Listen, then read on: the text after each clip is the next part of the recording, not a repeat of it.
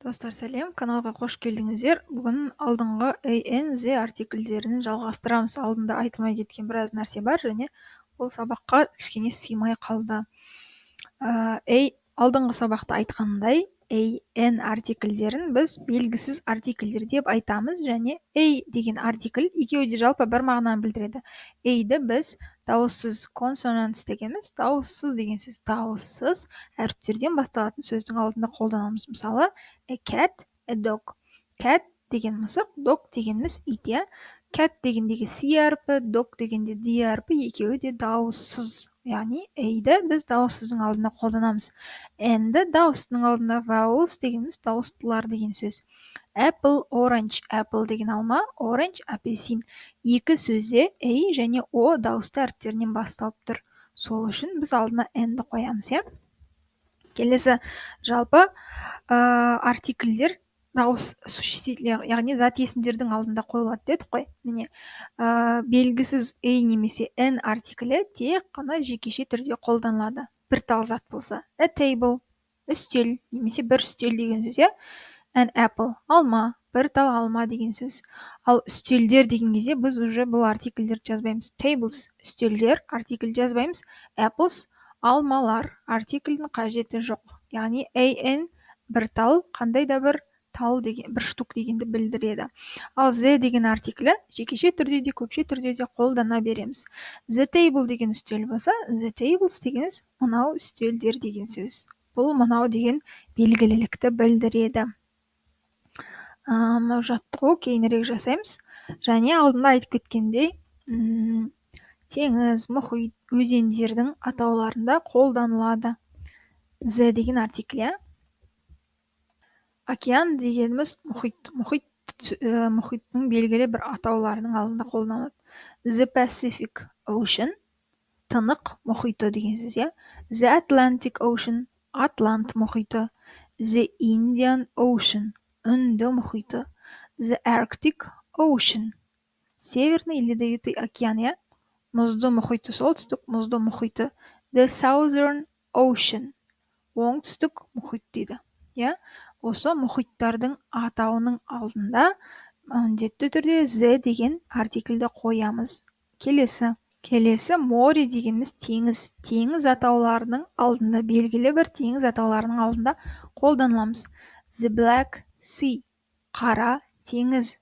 The Caspian Sea, айта кетейін, ocean дегеніміз океан, мұхит дегеніміз. Ал sea деген теңіз дегенді білдіреді, иә. The Caspian Sea, Каспий. The Caspian Sea, Каспий теңізі. The Barents Sea, Баренц теңізі. The Red Sea, Қызыл теңіз. The Mediterranean Sea, жер орта теңізі дегенді білдіреді. Sea деген сары жазылған сөздердің барлығы теңіз деген сөз. Ал ocean дегеніміз мұхит деген сөз. Ары қарай, река, river дегеніміз ол өзен. Өзен атауларында қолданылады. The Volga River, Волга өзені. The Neva River, Нева өзені. Mississippi өзені, иә. Ока және Кама өзендері. Міндетті түрде алдына Z-ні қолданамыз.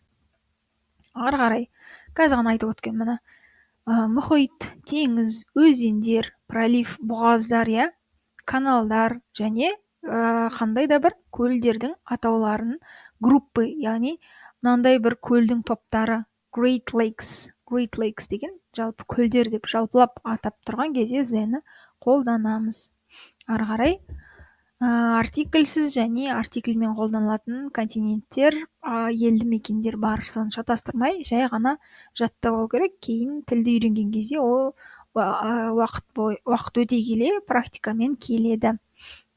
Мысалы, мынандай континенттер, елді мекендер бар. Азия, Asia, Europe, South America дейді. Азия, Европа, оңтүстік Америка, бұлардың барлығының алдында артикль жазаймыз. Бірақ исключение бар. Қазақша айтқан кезде ерекшеліктер, иә. The Russian Federation, Ресей Федерациясы. The USA, ақш, иә. USA дегеніміз ақш, Америка құрама штаттары.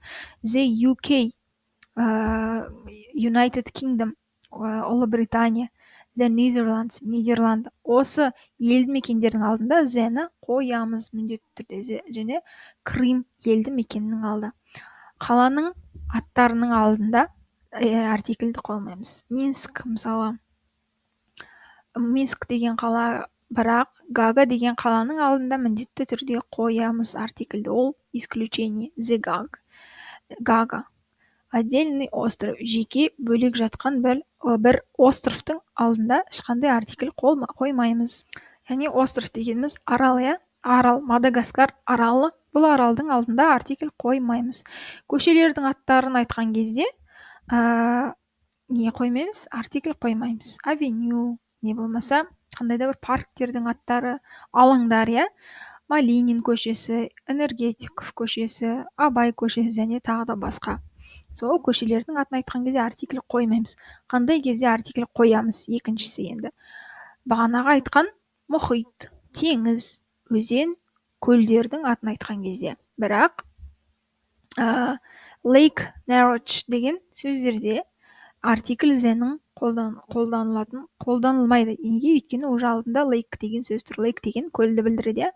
Narroch көлі деп айтылады. Және белгілі бір аралдардың тобы, группа, жеке бір арал емес, аралдар тобы.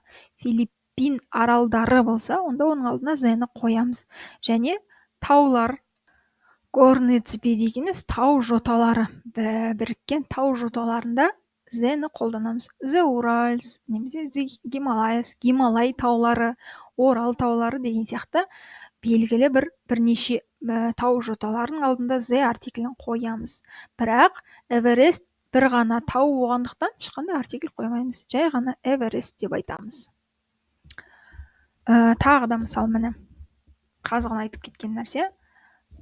Горные цепи, тау жоталары, пустынялардың алдында қолданылатын. The Альп таулары, The Alps, Caucasus, Sahara, Great Plains, Mississippi Valley. Және тағы сондай.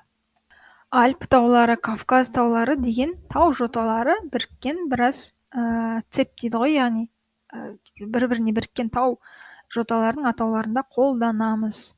Миссисипи жазығы дейді. Оның алдында the-ні қолданамыз. Жай ғана қайсының алдында қолданады, қолданбайтын, жай ғана просто жаттап алсаңыздар болды, жеткілікті. Қалалардың алдында, міне бағана айтып кеткен, Ресей Федерациясы, Ұлыбритания, Irish Republic деген осы мемлекеттердің алдында қолданамыз.